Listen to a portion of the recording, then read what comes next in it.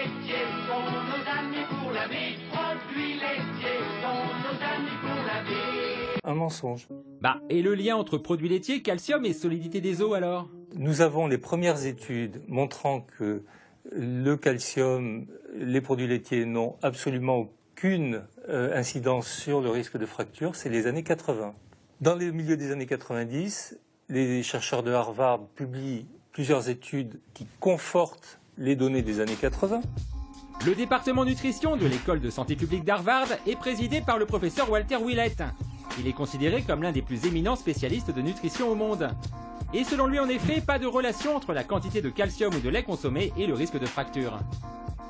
Au début des années 2000, tous les ministères, toutes les agences sanitaires auraient dû se ranger à ces conclusions et à ces preuves et dire il est inutile de consommer des produits laitiers. Donc 15 ans se sont écoulés depuis les années 2000.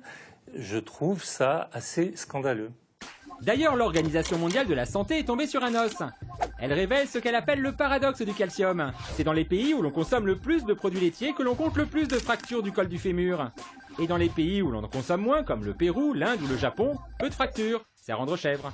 L'OMS recommande un apport en calcium de 500 mg par jour, et non 1200 comme on nous le dit en France. Alors on en consomme ou pas des produits laitiers? Si on les tolère, on peut en consommer. Et si on en consomme, il faut le faire avec modération. Alors c'est quoi la modération? Nous on pense que c'est un produit laitier par jour, par exemple une portion de fromage, voire deux, on peut aller à deux. Mais là où les études commencent à clignoter, sur le côté risque, sur le versant risque, c'est à partir de 3 produits laitiers. Comment ça, risque? Ça peut être risqué de boire du lait? J'ai des exemples multiples d'enfants que j'ai vus et qui étaient tout le temps malades. On me les amenait pour les maux de tête, mais ils étaient tout le temps malades, des otites, des angines, des antibiotiques, parfois tous les mois pendant la période hivernale.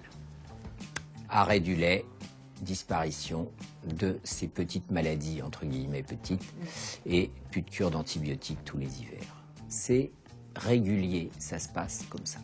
Ah, mais alors on leur donne quoi aux enfants? À partir de l'âge de 3-4 ans, on devrait manger du fromage, du beurre, mais plus de laitage contenant du lactose ou de lait.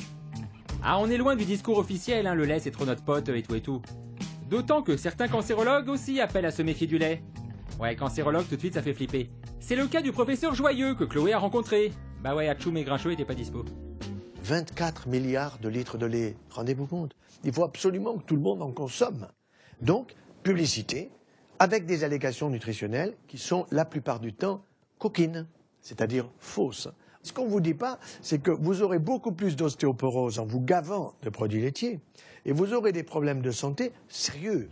Et pour lui, ce serait à cause des techniques de transformation industrielle que le lait deviendrait nocif. Attention, cours de chimie. Le lait de vache contient naturellement des facteurs de croissance. Bah oui, il faut bien que le veau prenne plus de 300 kg la première année. Ces facteurs de croissance sont présents dans la crème qui constitue le lait. Sauf qu'avec la technique d'homogénéisation du lait, cette crème et donc ces facteurs de croissance sont éclatés en microparticules et peuvent se répartir dans notre corps. Et ça, d'après Joyeux, c'est pas marrant. Ces facteurs de croissance, c'est pas fait pour mes articulations, c'est pas fait pour mes tendons et mes muscles, vous comprenez? Et donc ce n'est pas fait non plus pour le reste de mon corps. Si je consomme ça en excès, qu'est-ce que je fais? Je stimule à la fois l'augmentation peut-être du volume de telle ou telle articulation, mais je ne vais pas grandir un peu plus. Je vais recevoir quelque chose qui ne m'est pas destiné. Beaucoup de facteurs de croissance qui vont aller au niveau du sein de madame, de la prostate de monsieur, au niveau du pancréas, au niveau de tel ou tel organe, et en fonction de la susceptibilité génétique de la personne, vous allez avoir telle ou telle pathologie. Il y a des facteurs de croissance dans ce produit laitier que nous connaissons d'autant plus, nous, cancérologues, que les tout nouveaux traitements du cancer, qui datent d'une dizaine d'années, qui vont se développer, c'est quoi? Ce sont des anti-facteurs de croissance. Du coup, le doc, il conseille plutôt le lait cru, les laits de chèvre ou de brebis, mais surtout le fromage dont la transformation casse ses hormones de croissance. Le lait de vache industriel transformé, il n'en veut pas. Ça, eh bien aujourd'hui, il faut le laisser au supermarché. On nous prend pour des consommateurs. Pour des pigeons? Oui, pour des pigeons, exactement, pour des pigeons. C'est pour des pigeons. Eh bien non, les gens ne sont plus des pigeons. Alors ça ne veut pas dire qu'il ne faut pas en consommer du tout, mais ça veut dire qu'il ne faut pas s'en gaver. Donc, une portion par jour suffit. Il n'y a pas besoin de 4 portions par jour. Vous, ici, à l'Institut Pasteur, vous avez déjà travaillé pour Lactel, Danone, Yoplait ou des sociétés comme ça? Avec tout le monde, on travaille avec tout le monde, oui. Nos activités ici, elles ne sont pas payées par l'État. Je veux dire, on est bien obligé de travailler. Ouais, la Chloé, elle a mis du lait sur le feu. C'est pas parce qu'il y a des recherches qui sont payées par l'industrie que les recherches sont faussées. On est d'abord honnête. Est-ce que vous pouvez comprendre que certains consommateurs trouvent bizarre que les recommandations faites sur la consommation des produits laitiers soient aussi faites par des gens qui travaillent pour les industries laitières? Du calcium, vous pouvez en avoir en mangeant un morceau de fromage, logique.